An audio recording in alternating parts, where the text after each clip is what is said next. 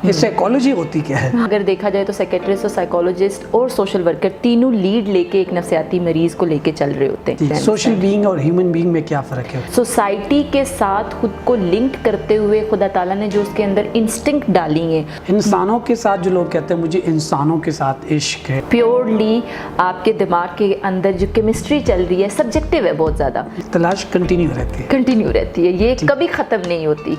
जो आजकल हमारे नौजवान है, हमारी यूथ है, हमारी यूनिवर्सिटीज़ में ये और ये कहते हैं कि मैं इस लड़के से प्यार करता हूँ। एक्चुअली ना हमने मिक्स कर दिया है, मुझे जो लगता है। बहुत सारे केसेस ऐसे आते हैं कि जब शादी के बाद उसके पास लड़ाई झगड़े शुरू हो जाते हैं। सब लोगों को अंडरस्टैंड करना चाहिए मुझे किस बात पे गुस्सा आता है और मेरे पार्टनर को किस बात पे गुस्सा आता है। अच्छा ठीक है, दिल लगी कुछ भी हो सकता है ना, कुछ भी हो सकता है। ये आजकल के ज़माने का Exactly. ये बारिश एहसास।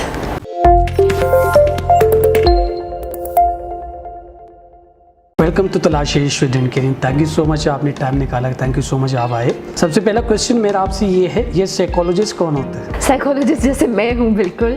हाँ। बेसिकली साइकोलॉजिस्ट वो होते हैं जो आपकी नफ्सियात के साथ पढ़ के, नफ्सियात को जान के समझ के आपको ट्रीटमेंट सुजेस्ट करते हैं। ठीक है। हमारे माशरे के अंदर जो थोड़ा सा मिसकंसेप्शन है साइकोलॉजिस्ट और साइकेट्रिस्ट का, कि साइकेट्रिस्ट और साइकोलॉजिस्ट दोनों एक दूसरे को भी लड़ाई चल रही होती है सब कुछ, लेकिन साइकोलॉजिस्ट स्ट्रेटजीज, टेक्निक्स, थेरेपीज़ के थ्रू अपने मरीज़ को फिक्स कर रहा होता है, उसकी नफ्सियात को ठीक कर रहा होता है। ठीक है। साइकेट्रिस्ट वो होता है जो कि मेडिसिन के थ्रू इलाज कर रहा होता है अपने मरीज़ का। ठीक है।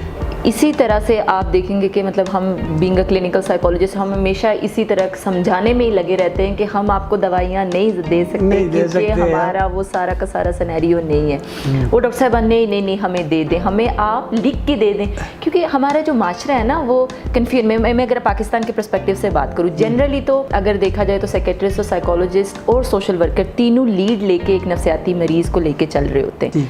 तो इस तरह से आप अंडरस्टैंड अगर करेंगे साइकोलॉजिस्ट कौन होते हैं, जो नफसियात को जानते हैं और आपको ट्रीटमेंट प्रोवाइड करते हैं। ये साइकोलॉजी होती क्या है? Big question. एक्चुअली साइकोलॉजी को आज तक अंडरस्टैंड कर एक्सप्लोर मज़ीद किया जा रहा है। साइकोलॉजी बेसिकली आपके ह्यूमन बीइंग के अंदर चलते तासुरात, उसके ख्यालात, उसके जज्बात को जानने का एक पूरा डिसिप्लिन है। प्योरली आपके दिमाग के अंदर जो केमिस्ट्री चल रही है सब्जेक्टिव है बहुत ज़्यादा।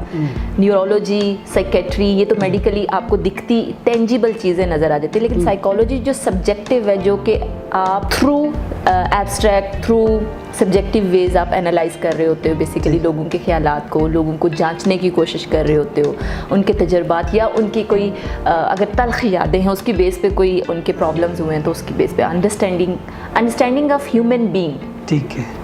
और फिर लेटर ऑन फिर आप देखेंगे कि सब कैटेगरीज आ जाती हैं सारी चीज़ें। सोशल बीइंग और ह्यूमन बीइंग में क्या फ़र्क है? सोशल बीइंग एक्चुअली वैसे आपको मैं बताऊं कि मैं हमेशा ये कहती हूँ कि ये बड़ा इंटरेस्टिंग और बड़ा अगर इस लेवल का कोई क्वेश्चन कर रहा है तो मीन्स उसने बहुत से डिसिप्लिन को एक्सप्लोर किया और वो इस लेवल तक आया है कि वो, क्योंकि हम जनरली ह्यूमन बीइंग कह के we are human being, we are social human being कह दिया जाता है। तो लेकिन जो एक टर्म है ना ह्यूमन बीइंग, टोटली जो मेडिकली हम उसको अंडरस्टैंड करें, जिसके कोई बीमारी है, आप देखें जितनी डिजीज़ हैं, डिसऑर्डर्स हैं, ये सारी की सारी उन चीज़ों के साथ लिंक्ड हो जाता है। लेकिन जो सोशल बीइंग है कि वो सोसाइटी के साथ खुद को लिंक्ड करते हुए खुदा ताला ने जो उसके अंदर इंस्टिंक्ट डाली हैं उन चीज़ों को पूरा करते हुए दोनों को पैरेलल लेके चल रहा होता है। वो हम कहते हैं ना दीनी और दुनियावी और दुनिया को दोनों। हाँ, सोशल बीइंग में उसको डिफाइन करती हूँ, ये मेरी अपनी अंडरस्टैंडिंग है। ऑल्दो सब्जेक्टिव इसके मीनिंग्स और होते हैं, डिफाइंड टर्म्स और होती हैं, लेकिन जो ह्यूमन बीइंग सिंपल ये है कि एक इंसान जो अशरफुल मखलूक़ात अल्लाह पाक ने बनाया, लेकिन उसके साथ अगर वो सोसाइटी को अंडरस्टैंड करता, समझता और उसको साथ लेके चलता, वो सोशल बीइंग में कन्वर्ट हो जाता है। ठीक है। हाँ जी, इस तरह से डिफरेंट ताल्लुक बनाता है। आप देखें सबसे ज़्यादा जो सोशल बीइंग में आप देखेंगे कि रिलेशनशिप बिल्डिंग और कैसे वो दुनिया के साथ अपने ताल्लुक शो कर रहा है और एज अ ह्यूमन बीइंग वो क्या रिएक्ट कर रहा है, इस तरह से चीज़ों को लेके चल रहा होता है वो। इंसानों के साथ जो लोग कहते हैं मुझे इंसानों के साथ इश्क है, मुझे इसके साथ मोहब्बत है, ठीक है, तो उसको आप कैसे डिफाइन करेंगे? वैसे आपका ये जो वर्ड है ना, ये तलाश इश्क, और ये इतना अपीलिंग है, इतना मेमोराइजिंग है ना, दिल करता है कि बंदा इस पे बात करे, उसको सोचे इसके अंदर क्या होगा। अपील ही इंसान को ना दो बेसिक इंस्टिंक्ट लेके चल रही होती हैं, जो मैं आज तक अंडरस्टैंड कर पाई हूँ। और फ्राइड ने भी यही कहा था, क्योंकि मैं फॉलोवर ऑफ साइकोलॉजी हूँ, तो हमेशा ये कहा जाता है कि लव, अफेक्शन या सेक्स, और दूसरा एग्रेशन है। हाँ। दो बड़ी कुव्वतें हैं जो इंसान को लेके चल रही होती हैं, और जो इंसान टोटली इसी के इर्द गिर्द घूम भी रहा होता है। तो अगर हम सवाल को रिफ्रेज करें कि इंसान कैसे अंडरस्टैंड करता है, कैसे रिलेशनशिप बिल्डअप करता है, कैसे टोटली इस जो हम हमेशा कहते हैं तलाश इश्क, जो आपने अपने प्रोग्राम का भी नाम रखा हुआ है, ये इसकी तलाश कंटिन्यू रहती है। तलाश कंटिन्यू रहती है, ये कभी ख़त्म नहीं होती। एक डिफाइंड, क्योंकि इंसान अपने सेटिस्फाई किसी लेवल पे हो ही नहीं रहा होता। वो जो ट्रू लव की फीलिंग है ना, सब एक जस्तजू में लगे हैं, ठीक है, सब जानना चाह रहे हैं, जांचना चाह रहे हैं। आप अगर मैं अपने डिसिप्लिन से बात करूं, तो हम बेसिकली देख रहे होते हैं साइकोलॉजिकल पेशेंट ही या डिस्ट्रेस पेशेंट ही हमारे पास ज़्यादातर आ रहे होते हैं। और जैसे प्रोग्राम से पहले भी मैं आपसे बात कर रही थी कि हम तीन चीज़ों को बड़ा मर्ज करके लेके चल रहे हैं, क्योंकि ह्यूमन साइकोलॉजी और ह्यूमन फिजियोलॉजी के सराउंडिंग ही ये सारी चीज़ें, और इश्क ही सबसे बड़ी फोर्स है। ये लेके चलती है और लेके डुबाती भी है और कहीं पार भी लगाती है। ठीक है, ये इसी तरह से चलती है। हमने यहाँ पे लफ्ज़ यूज़ किया एडिक्शन और प्यार, इन दोनों में क्या फ़र्क है? देखें, एडिक्शन वो लेवल होता है जहाँ पे उसके बगैर इंसान तरसता है, लपकता है। उसको हासिल करने के लिए कोई ऐसे मीन्स ढूंढता है जो राइट भी हो सकते हैं, रॉन्ग भी हो सकते हैं। एडिक्शन, अभी जितने भी हमारे पेशेंट्स वगैरह भी आते हैं, तो उनमें हम सबसे ज़्यादा जो लेवल ऑफ मैं आज तक अगर सिंपल डिफाइन करूँ इस टर्म को, इंसान से ताल्लुक़ का जो रवाबित है ना, बेसिकली वो दोनों का, ये सबसे बड़ा एडिक्टिव है। ओके, खुदा ताला ने ना इसके अंदर इतनी मिठास और इतनी ज़्यादा वो एक प्लेयर एलिमेंट डाला है ना, कि इसके बगैर अगर नहीं वो सराउंडिंग में होता, तभी तो ये इतनी मूवीज़, गाने, ड्रामे, ये जो इतनी बड़ी पूरी डिसिप्लिन आपके सामने डेवलप हुआ है कि हर जवान के मुंह पे कोई गाना चल रहा होता है, गाड़ी में म्यूज़िक चल रहा होता है। तो सब चीज़ें क्या है, वो सब्जेक्ट, वो कहते हैं ना कि एक एब्स्ट्रैक्ट सी दुनिया बना ली, इमेजिनेटिव दुनिया है, उसी के अंदर घूम रहा होता है, प्लेयर को एंजॉय कर रहा होता है। मेरा सवाल एक अगेन वही चीज़ है जो आजकल हमारे नौजवान है, हमारी यूथ है, हमारी यूनिवर्सिटीज़ में ये, और ये कहते हैं कि मैं इस लड़के से प्यार करती हूँ, और जब उनके साथ कोई लड़ाई झगड़ा होते हैं, वो ड्रग्स में जाते हैं, वो सुसाइड की तरफ जाते हैं। तो ये मोहब्बत में ज़्यादातर लोग उस तरफ जाते हैं या एडिक्शन में जाते हैं? एडिक्शन में हम किसी चीज़ को, जैसे आप टीनेज या यूथ की सबसे ज़्यादा बात, हम किसी अट्रैक्ट हो रहे होते हैं, अट्रैक्ट इतना ज़्यादा हो जाते हैं कि वो प्लेयर एलिमेंट दिमाग के अंदर केमिस्ट्री बनाता है, आपकी टोटल हार्मोनल लेवल हाई करता है और डिमांड बढ़ा देता है कि ये चाहिए। उसके लिए आप बेशक उससे ज़्यादती की लेवल पे चले जाते हैं, और या अपने लिए सेल्फ हार्मिंग पे चले जाते हैं। दोनों लेवल पे लोग जा रहे हैं ना। पाकिस्तान के अंदर आप न्यू स्टैटिस्टिक्स अगर यूथ के हवाले से देखें, तो सबसे ज़्यादा जो सुसाइडल रेट बढ़ा है वो रिलेशनशिप इश्यूज़ की बेस पे बढ़ा है, और रिलेशनशिप की अंडरस्टैंडिंग ना होने की वजह से। यानी आप देखें कि रिलेशनशिप, लोगों ने समझ लिया है कि प्यार मोहब्बत सिर्फ और सिर्फ एक लड़का लड़की की है। This is not. आपने देखा होगा कि आपके शो में 1000 लोग आ रहे हैं, आके एक्सप्लेन कर रहे हैं, अपने एक्सपीरियंसेस शेयर कर रहे हैं कि नेमत खान साहब, हमने जो मोहब्बत को सोचा है ना, वो ये है। फलां कहता है कि वो प्यार है, वो खुशबू है, कोई कहता है एहसास है, कोई कहता है ये इश्क एक ऐसा जज्बा है जिसके लिए कुछ करने का दिल करता है। लेकिन इन एक्चुअल ये तो एक केमिस्ट्री, आपके दिमाग में एक लोचा चल रहा होता है, केमिकल बाउंडिंग चल रही होती है, जिसको आपने अंडरस्टैंड करना होता है, और उसके एक्शंस पे आपने बिहेव करना हो। यानी बिहेव आपने किया और एक्शन के बाद आपने उसका रिजल्ट पाया। तो हमारी यूथ जो हो रही है वो एडिक्टिव ज़्यादा है। लव अफेयर और ट्रू लव की फीलिंग कम है। यूथ हम सिंपल कहें तो एडिक्शन में हाई पीक पे है, और लव यहाँ पे, क्योंकि देखिए लव की जो लाइफ है वो क्या है, 2 से 3 साल है। 2 से 3 हमारा 4 साल का सेमेस्टर होता है, 4 साल के अंदर। एक मिनट सॉरी लव की लाइफ कितनी है? 3 से 4 साल। ये साइंटिस्ट बेस, साइंटिफिकली हम कहें कि साइंस ऑफ लव क्या है, तो उसकी सिर्फ 2 से 3 साल लाइफ है। अगर फ़र्ज़ किया उसको आप सस्टेन नहीं करते, उसके अंदर आप ट्रू लव नहीं लेके आते, तो आपका रोमांस भी ख़त्म हो जाता है। जैसे हम जितने भी मैं अगर सारे व्यूअर्स से अपना एक एक्सपीरियंस जो कि हम बेसिकली शेयर कर रहे हैं कि जितनी भी क्लिनिकल प्रैक्टिस में हमारे पास 2-3 साल की शादीशुदा लोग हो, 2-3 साल गुजर चुके होते हैं, उसके बाद कहते हैं हमने ट्रू लव की शादी की थी, हम तो बिल्कुल लव मैरिज थी, हमारा ये था वो था, वो बॉन्डिंग ख़त्म हो चुकी होती है, कन्फ्लिक्ट इतने ज़्यादा अराइज हो चुके होते हैं कि डाइवोर्स या सेपरेशन या कन्फ्लिक्ट बॉन्डिंग और वो सारी चीज़ें अराइज होकर हमारे पास पहुँचते हैं। हमारे पास ना भी पहुँचे, बहुत दम दरूद करवाते हैं, कहते क्या हो गया, मोहब्बत जादू कर दी है किसी ने, मुझे इससे जादू कर दिया, जादू कर दिया, मुझे ना प्यार, पहले इतनी मोहब्बत थी कि मैं इसके बगैर नहीं रह सकता, मैं देखना बर्दाश्त नहीं करता या करती, इस तरह की फीलिंग आ रही होती है। तो वो जो एडिक्शन के लेवल पे सब लोग लेके जा चुके हैं ना, और ना अंडरस्टैंडिंग होने की वजह से मेरे ख्याल से वो मिसकंसेप्शन सोसाइटी के अंदर भी जनरेट कर रहा है। लड़का लड़की के रिलेशनशिप के अंदर ही हमने सिर्फ इश्क को घुसा दिया है, कि काम के साथ आपका इश्क होता है, प्यार होता है, मोहब्बत है, लगन है। जैसे आप ये अभी काम कर रहे हैं, ये सारा का सारा जो तलाश है, इश्क की जुस्तजू है, इसमें लड़का लड़की इन्वॉल्व नहीं है, but you want to educate others. आप लोगों को एजुकेट करना चाह रहे हैं, लोगों को समझाना चाह रहे हैं, बताना चाह रहे हैं अपनी रिसोर्सेज इस्तेमाल करके, जिसमें आपको कोई इंटरनेशनली या नेशनली फंड नहीं मिल रहा, बट अपनी जेब से लगा के लोगों को एजुकेट करने की कोशिश कर रहे हैं। और ये क्यों करना चाह रहे हैं? ये आपकी अपनी जस्तजू है जिसको आपने कंटिन्यू किया हुआ है। यही अंडरस्टैंड मैं समझा पा रही हूँ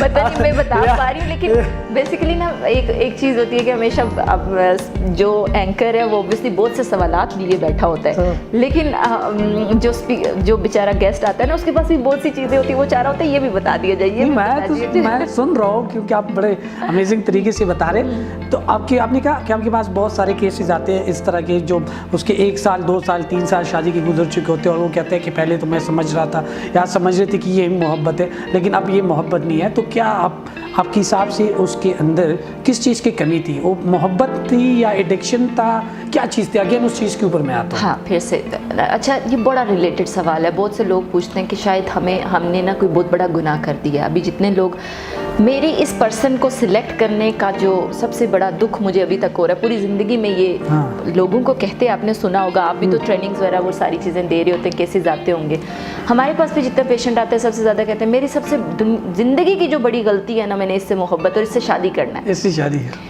आपकी केमिस्ट्री उस टाइम पे प्रॉपर मैच नहीं, आपने अट्रैक्शन बेस पे उसको समझ लिया कि दिस इज़ लव, और आपने उसको लाइफ का पार्टनर बना लिया और लाइफ का बेड़ा दे दिया कि तुम चलाओ।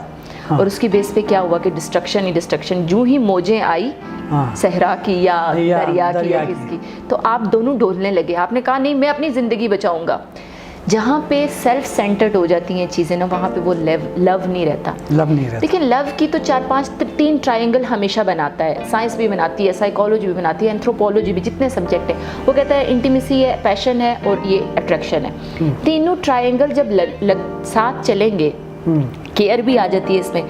जब वो ट्रायंगल आहिस्ता आहिस्ता लड़का लड़की की या हस्बैंड वाइफ की लाइफ में कम होना शुरू हो जाते हैं, तो डिस्टर्बेंसेस और प्रॉब्लम्स बढ़ना शुरू हो जाते हैं, क्योंकि वो समझ रहे होते हैं बॉडीली एक दूसरे को सेटिस्फाई करना दिस इज़ लव, या उसकी सेटिस्फेक्शन भी नहीं हो रही होती। हमारे यहाँ केसेस ऐसे भी आते हैं। जब सेक्सुअल लाइफ पे या सेक्सुअल हेल्थ पे आप बात करते हो ना, तो लोगों के तो वैसे भी हमारे कॉन्सेप्ट ऐसे हैं कि टोटली अनऑथेंटिक है, लोगों को पता ही नहीं है, क्योंकि हमारे सिलेबस के अंदर भी देखें तो सेक्सुअल लाइफ का कोई कंपोनेंट पढ़ाया ही नहीं जाता। इसको तो टैबू समझा जाता है, इसको एक ऐसे स्टीरियोटिपिक माहौल में डाल दिया जाता है कि this is not related to us, हत्ता कि वो हमारी ज़िंदगी का पार्ट है। लेटर ऑन आप जब देखें कि लड़का लड़की की या हस्बैंड वाइफ की लाइफ में डिस्ट्रक्शन क्यों आती है, कि वो अंडरस्टैंडिंग ही नहीं होती, और वो जो हम हमेशा कहते हैं कि साइकोसेक्सुअल स्टेजेस जो है इंसान की, वो कवर नहीं हो पाती, जिसकी बेस पे घर के घर टूटे हुए हैं। अगर लड़के ने अपना बिजनेस को स्टार्ट किया है, कोई काम करने लगा है, तो वो इतना डिस्ट्रक्टिव हो चुका होता है कि वो पॉजिटिव मैनर में नहीं लेके जा सकता हो, वो ख़ानदान को डुबा देता है। ख़ानदान को इसमें एक और चीज़ के एलिमेंट भी आते हैं इन दोनों रिश्तों के दरमियान में, हस्बैंड वाइफ के दरमियान में भी। और इससे पहले हमने एक और चीज़ के ऊपर बात की, यूथ के ऊपर कि वो बर्दाश्त ही नहीं कर सकते, वो सोसाइटी में बस अपना कुछ अलग मुकाम या कुछ अलग चीज़ें चाहते हैं, लेकिन वो कभी अपने आप को मार देते, कभी दूसरे बंदे को मार देते, कभी तेज़ाब गिरा देते। उस टाइम उसको बर्दाश्त करना कैसे सिखाए हम जाए, और ये जो हस्बैंड वाइफ के दरमियान है इसको कैसे बर्दाश्त सिखाए। देखिए जो बर्दाश्त, पैशन, हमारा इस्लाम खुद सिखाता है हमें कि आप पैशनेट होने के साथ पेशेंस लें। आप जज्बा ज़रूर किसी चीज़ का रखें, लेकिन एतदाल के साथ, मियाना रवि के साथ, प्रॉपर आपकी अंडरस्टैंडिंग हो। एक्सट्रीम लेवल जो है ना, किसी काम में भी एक्सट्रीम लेवल आपके जज्बे में ज़रूर होना चाहिए, लेकिन एक्सट्रीम लेवल अगर फ़र्ज़ किया आपकी किसी ऐसे टास्क में आ जाता है जहाँ पे वो डिस्ट्रक्शन, जैसे एडिक्टिव हम बात कर रहे हैं कि यूथ एडिक्शन की तरफ जा रही है वो सारा, तो वहाँ पे जाके बीमारियों की तरफ जाना, डिसऑर्डर्स की तरफ जाना, ये सारी की तरफ, लेकिन हम कंट्रोल कैसे कर सकते हैं और लोगों के अंदर कैसे ला सकते हैं। इंपॉर्टेंट चीज़ ये है कि ये जो अनऑथेंटिक इन्फॉर्मेशन है ना, अनऑथेंटिक, एक क्लिक पे आपको दुनिया जहान की इन्फॉर्मेशन अवेलेबल है, और वो ऐसी अवेलेबल है जो कि एक्यूरेट नहीं है, जिसे साइंस बेस्ड नहीं हम कह सकते। जब आपके पास हर दूसरे बंदे की कोई रिसर्च बेस्ड चीज़ नहीं आती, जैसे आप देख रहे हैं कोरोना वायरस के हवाले से ऐसी मालूमात हमारे सामने आ रही हैं, 2 साल के बाद मर 2 साल के, ये क्या सबसे पहले तो तब का डॉक्टर्स का बेचारों को वैक्सीनेट हुए हुए, वो दुनिया में सबसे पहले ऊपर जाएंगे, खला में जाके मरीख पे कहीं गायब भी हो जाएंगे। मतलब ये इतनी अनऑथेंटिक। इसी तरह से भी प्यार के, मोहब्बत के, तुम प्यार करोगे तो ये जो नीम हकीमों ने अपनी अपनी तावीज़ों की भी दुकानें सजाई हुई हैं। मैं किसी को, लोग कुछ एक्यूरेट भी हैं, लेकिन नीम हकीम वाला जो काम हमारी सोसाइटी के अंदर हो रहा है वो सबसे ज़्यादा मालूमात को भी ख़राब कर रहा है, लोगों के अंदर बेरारवी भी मेरे ख्याल से बहुत ज़्यादा हो रही है। अगर हम हमारे व्यूअर्स, अगर शुगर कोटेड वर्ड में कहा जाए तो इन्लार्जमेंट के लिए आप अपने उज़ू को बढ़ाने के लिए ये दवा लगाना है, मैं ये सिर्फ इंफॉर्मेशन दे रही हूँ, और वो कहाँ पे चट्टान पे लिखा होता है कि इस नंबर पे रब्ता कीजिए।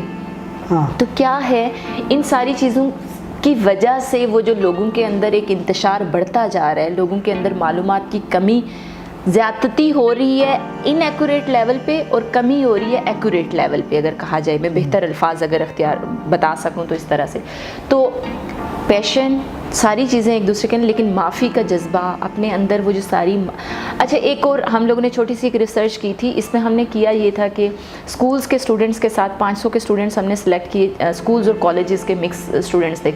हमने देखा कि वायलेंस क्यों बढ़ रहा है, लोगों के अंदर पैशंस क्यों नहीं है। तो उसमें जो रिज़ल्ट हमने देखा कि सबसे इम्पॉर्टेंट चीज़, हम माफ़ नहीं करते।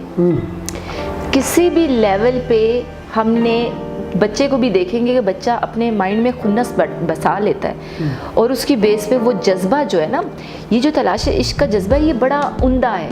इस तक पहुंचने के लिए सालों सदियां लग जाती हैं, और लोग तो पहुंचते ही नहीं है, और उससे पहले मर जाते हैं। कहते हैं मैं इश्क में हूँ, मैं प्यार में हूँ, मैं मोहब्बत में हूँ, लेकिन इस तक पहुँचना आसान बात नहीं है। क्यों नहीं पहुँच पाते? उनके अंदर ना माफ़ी करने का, ना ग्रेटिट्यूड की फीलिंग, जो उनके पास ब्लेसिंग्स हैं उनको। एक होता है ना कि एक आपके पास एक हस्बैंड या वाइफ या जिस तरह से भी रिलेशनशिप है, इवन माँ बाप के रिश्तों में भी देख लें, ज़रा सी कोई गलती हो जाती है तो हमने चढ़ के बैठना है कि क्यों नहीं हुआ। माफ़ी नहीं करते, माफ़ी नहीं। तो ये माफ़ी जो एक होते हैं ना कि आपने माफ़ करने, कोई भी गलती हो जाए, हम इंसान हैं, और इंसान जो होता है वो कहते हैं हता का पुतला है, तो हमसे अगर गलती हो जाए तो माफ़ करें। एक और सवाल अगेन वही आता है, आपके पास बहुत सारे केसेस ऐसे आते हैं कि जब शादी के बाद उसके पास लड़ाई झगड़े शुरू हो जाते होते, अगर कोई ये वीडियो देख रहे हैं और उनके घर में ये प्रॉब्लम चल रही, तो उनको आप उस सस्टेन रखने का फार्मूला सिखाना चाहेंगे तो क्या होगी? एक्सेप्ट कर लें। एक्चुअली ना, जब तक बहुत से लोग ना एक्सेप्ट नहीं करते, शादी उन्होंने की होती है, घर वो चला रहे होते हैं, मोहब्बत भी वो कहते हैं मोहब्बत है, लेकिन एक्सेप्टेंस लेवल के ये मेरा पार्ट हो गया है। हाँ, जैसे बहुत ज़्यादा एग्रेशन का लेवल, या आप देखें जितने भी जज्बात की सेहत का जो अमल है ना, ये बहुत इंपॉर्टेंट है। सब लोगों को अंडरस्टैंड करना चाहिए, मुझे किस बात पे गुस्सा आता है और मेरे पार्टनर को किस बात पे गुस्सा आता है। अंडरस्टैंडिंग का लेवल, अंडरस्टैंडिंग के लेवल के साथ साथ एक्सेप्टेंस होनी चाहिए कि ये एक ह्यूमन बीइंग है, इसके अपने जज्बात हैं, ख्यालात हैं, ये मेरा कोई वो ऐसा पर्सन नहीं है जिसको मैंने लगाम दी होता है ना बात, आपने पेट रखा है, पेट के साथ आप प्यार मोहब्बत सब कुछ करें, इश इधर हो जाओ, इश इधर हो जाओ, देयर नंबर ऑफ लैंग्वेजेस। आप आपका पेट नहीं है, ये आपकी दिस इज जो नॉट, है। ये ह्यूमन बीइंग है, उसको as a human being deal करें। Okay. जितने भी रिश्तों में सबसे ज़्यादा डिस्ट्रक्शन और कन्फ्लिक्ट आता है ना, आप उसे उसकी तरह एक्सेप्ट नहीं कर रहे होते। ठीक। आप उसे प्रॉपरली बताएं कि दीज थिंग्स, ये जो चीज़ें हैं तुम्हारे अंदर, ये आदात हैं, ये जो तुम्हारे ख्यालात हैं, मैं इन चीज़ों को एक्सेप्ट नहीं कर रहा, लेकिन इनको अगर तुम दुरुस्त कर लो और इस लेवल पे लेके आओ और उसे जस्टिफाई करें, उसे बताएं कि ये कहाँ पे लैकिंग है। आपने इम्पोज नहीं करना, एडजस्ट करवाना है। क्योंकि आपने ज़िंदगी का बेड़ा उठा लिया, दोनों चल रहे हैं एक दूसरे के साथ, तो लेवल एक दूसरे की खामियों, एक का वजन बहुत ज़्यादा और वेग का कम है, तो आपने कश्ती को तो बराबर रखना है ना। कि बैलेंस में लेके आप मौजों के साथ चलेंगे। तो यू नीड टू बी वो प्रॉपरली आपने चीज़ों को बैलेंस में जब लेके चलेंगे, एक दूसरे को एक्सेप्ट करेंगे, एक दूसरे को मुआफ़ी का जो अमल है, हमारा जो हुकूक लिबात सिखाए गए ना हमें, वो हम चैप्टर्स पढ़ नहीं रहे। ठीक है। मैं साइकोलॉजी से थोड़ा सा एक फिलोसफिकल टर्म में आ चुकी हूँ, लेकिन एक्चुअली कनेक्टेड है। फिलोसफी, एंथ्रोपोलॉजी, सोशियोलॉजी, जितनी भी हमारे दुनियात हमें जो पढ़ाई जाती थी, वो सारे जो कॉन्सेप्ट है ना बहुत दूर हो चुके हैं हम लोग। और जिसकी बेस पे हमारी सोसाइटी के अंदर देखें तो आप सिर्फ और सिर्फ ये जो लव है, इसको सेक्स में, लस्ट में, इन चीज़ों में देखते हो और कहीं भी नहीं देख पा रहे। तो आप एक्सेप्ट करें अपने रिश्तों को। अगर आपने किसी के साथ शादी कर ली है, अगर आपका रिश्ता बन गया और आपके अंदर उसके अंदर डिफरेंस है, लाइक चीज़ों को लेकर, थिंकिंग को लेकर, मुख्तलिफ चीज़, तो उसको अंडरस्टैंड करें एक दूसरे को। इसमें एक चीज़ हम सिखाते हैं, जो बार बार हम बताते हैं, इसमें हम एक चीज़ सिखाते हैं, एम्पैथी वाला फार्मूला, 1691 वाला फार्मूला, कि वो अपने एंगल से देख रहे हैं, आप अपने एंगल से देख रहे हैं, तो आपने उनकी नज़रों से भी देखने, उनके शूज़ में पाँव डालने, और आप जब आप उनकी शूज़ में पाँव डालेंगे तो 100% यकीन है कि वो भी आपकी शूज़ में पाँव डालेंगे। तो इसी तरह अंडरस्टैंड करें, एक्सेप्ट करें और आके लेके जाए। बहुत बहुत शुक्रिया, आपने हर सवाल का बहुत अमेजिंग जवाब दिया। सो अब अपने नेक्स्ट सेगमेंट की तरफ जा रहे हैं, जिसका नाम है rapid fire. Interesting one actually. So हम अपने नेक्स्ट सेगमेंट की तरफ आ चुके हैं, जिसका नाम है रैपिड फायर। सो भी आप तैयार हैं? Ready and excited. यस, मैंने कुछ सवाल पूछने और आपने सिर्फ शॉर्ट आंसर देने। वो कौन सी 3 चीज़ें जिसके बिना आप घर से नहीं निकलते? Sanitiser, mask, mobile phone. ये आजकल के ज़माने का Exactly. ये अपनी ज़िंदगी में कुछ ऐसे चेंज जो आप चाहती है कि मेरी ज़िंदगी में आ जाए? That's very actually tough. बहुत सी चीज़ें चेंज करना चाहती हूँ मैं, तो पूरी ज़िंदगी चेंज करना चाह रही होती हूँ। बात कर क्या चेंज करना चाहती हूँ मैं? चेंज एक करना चाहती हूँ कि मैं कुछ भी हो सकता है ना, कुछ भी हो सकता है, कुछ भी चल सकता है। अच्छा, मुझे स्किन एलर्जी है बेसिकली। मैं सनबर्न, ज़रा सी आउट स्टेशन जाती हूँ ना, तो कहीं ना कहीं मेरी स्किन, कश्मीर से हूँ बेसिकली, ऑल दो हमारा इतना वो नहीं था, लेकिन वो उसकी वजह से मेरे हाथ से जीन्स के अंदर आया हुआ किसका। एक तो ये जो मेरी स्किन का टोटली टोन है, ये चेंज करना चाहती हूँ कि ये रिफ्लेक्ट ना हो, मैं जैसे भी माहौल में हूँ मैं एडजस्ट हो जाऊँ। दूसरी चीज़ मैं ये चेंज करना चाहती हूँ, आई डोंट नो, मैं एक चीज़, पाकिस्तान के सिनेरियो के अंदर रहते हुए जो साइकोलॉजी का कॉन्सेप्ट है और लोगों के जो माइंड सेट है, मैं चाहती हूँ कि लोगों के अंदर अवेयरनेस आए। वो चेंजिंग मुझे बहुत बहुत ज़्यादा, और स्पेशली पर्सनल रिलेशनशिप, मैं पहले भी आपसे कह रही थी ना, सेक्सोलॉजी का जो कॉन्सेप्ट है ना, इसका चेंज, ऑब्वियसली चेंज है ही नहीं कुछ, ये जो लोगों के कॉन्सेप्ट है ये चेंज हो जाए, लोग अंडरस्टैंड करें, लोग इसको एक्सेप्ट करें। इसकी बेस पे जो लोगों के अंदर इतनी ज़्यादा बीमारियां, एड्स, बहुत से कम्युनिकेबल, अगर एक पूरी टर्म में कहा जाए तो कम्युनिकेबल डिजीजेस बहुत ज़्यादा फैल रही हैं। तो इसकी वजह से अंडर द कारपेट जो डार्क रूम्स लोगों ने सजा के अपनी अपनी जो ग्रुप और ये वो सारी चीज़ें चल रही होती हैं, इन चीज़ों की चेंजिंग मैं चाहती हूँ कि किसी लेवल पे कर सकूँ। खुदा ताला हिम्मत दे बस। थोड़ा सीरियस हो गया। हाँ, नहीं, आपका सबसे पसंदीदा चीज़ साइकोलॉजी में? लोगों का जो रिएक्शन होता है ना, आप जो ही कहते हो यूर साइकोलॉजिस्ट, वो पहले मुंह बनाते हैं। दिस इज सिली भी है, ये पसंदीदा भी है। लोग समझते हैं कि शायद हम प्रिडिक्ट कर लेंगे, लेकिन ये तो रेगुलर आंसर आपको मिलता होगा सारा कुछ, ये सारे यही कहते होंगे। इसमें ये मज़े वाली चीज़ ये है कि मुझे खुद की फीलिंग आती है कि I am able to understand others. This is the actual. एक लाइन में अगर आजकल के पेरेंट को एडवाइस देना चाहेंगे तो क्या होगी? किसी तरह से भी फैसिलिटेट अगर बच्चों को कर रहे हैं ना, तो गाइडलाइन के साथ करें। ठीक। मोबाइल जैसे दे देते हैं, लेकिन बताते नहीं है कि इसके साथ कौन सी, वो कहते हैं ना, पेरेंटल कोड लगाना बहुत ज़रूरी होता है। ठीक है। अगर आजकल की हमारी नौजवानों को एक लाइन में कोई एडवाइस देना चाहेंगे तो क्या होगी? सीधे हो जाओ।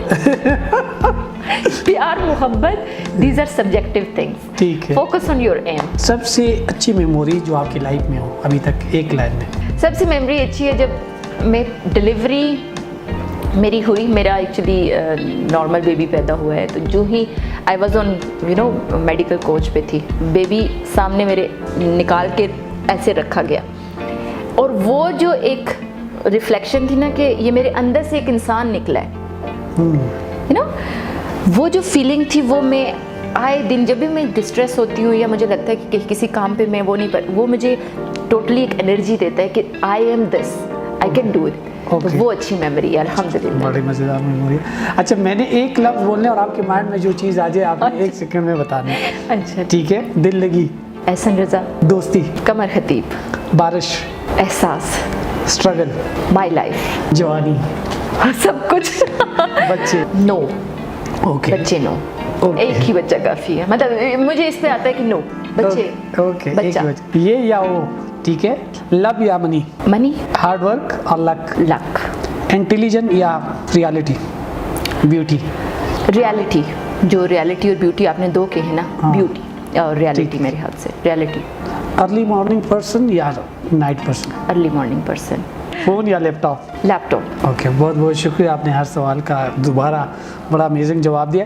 आप अपने ऑडियंस को, हमारे ऑडियंस को इश्क के ऊपर, मोहब्बत के ऊपर, साइकोलॉजी के ऊपर, ज़िंदगी के ऊपर, किसी भी चीज़ के ऊपर कोई मैसेज देना चाहते, कोई एडवाइस देना चाहते तो प्लीज़। पहला मैसेज तो मेरा जितने भी नेमत खान साहब की व्यूअरशिप है या इतने हज़ारों लोग इनको सुनते हैं, सबसे पहला मैसेज ये है कि जो जैसे हैं आप उसको एक्सेप्ट करने के साथ साथ चीज़ों को बिल्ड करना सीखें। हम अपनी एनर्जीज दूसरों को देख देख के इतनी ज़ाया कर रहे होते हैं ना कि हम फिर किसी मकाम तक नहीं पहुंच पाते। फोकस करें अपनी स्किल्स पे, अपने आप पे, जो खुदा ताला ने आपको दिया है उसके अंदर रहते हुए ख़ुद को कुछ बनाने की कोशिश करें, ना कि दिन रात इस किराए पे जाएं कि खुदा ताला ने हमें ये नहीं दिया, मेरे पास ये नहीं है। वो सारी सिचुएशन में रहेंगे तो ज़िंदगी में कोई मकसद नहीं पा सकेंगे। ये सारा का मकसद, ये सारा का सारा जो मैसेज है ना, ये जनरल है। और मियाँ बीवी के लिए स्पेशली मैसेज ये है कि अपनी जो बेड लाइफ है, ये I am so sorry I don't know it's a related, यानी उसको खूबसूरत बनाएं। ज़िंदगी खुद ब खुद आपको बेहतर लगना शुरू हो जाएगी, उसमें कन्फ्लिक्ट ना लेके आएँ। Thank you so much. I don't know, it's a very vague line, but it's a message. It's okay, आपका काम है ही, Yeah, और yes. लोगों को पता भी चले कि आप Yes, क्या कर रही है, yes. किस तरीके से आप लोगों की हेल्प कर रहे हैं, तो पता तो चलना चाहिए।